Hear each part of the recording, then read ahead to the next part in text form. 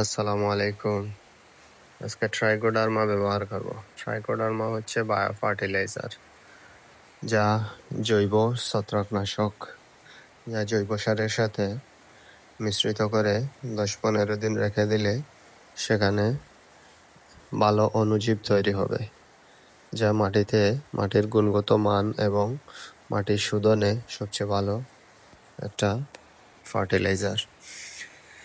আমরা প্রতি কেজি জৈব সারের জৈব কম্পোস্টের সাথে 8 থেকে 10 গ্রাম ছত্রাকনাশক ব্যবহার করব, যা আমরা আজকে 800 কেজি কম্পোস্টের সাথে আমরা প্রায় 8 কেজির মতো ট্রাইকোডার্মা ব্যবহার করে 10-15 দিন সেখানে রেখে দেব। ট্রাইকোডার্মা ব্যবহারের সবচেয়ে ভালো জায়গা হচ্ছে ছাদ কৃষি, যেখানে মাটি স্বল্প থাকে।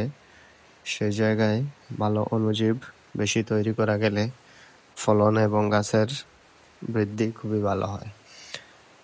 আমরা এটা 8 থেকে 10 দিন রেখে দেব এবং এরপরে এটা ব্যবহার করব। ট্রাইকোডার্মা ব্যবহারে কিছু বিধিনিষেধ আছে, যা জৈব রাসায়নিক সারের সাথে ব্যবহার করা যায় না এবং কিছু কীটনাশকের সাথেও ব্যবহার করা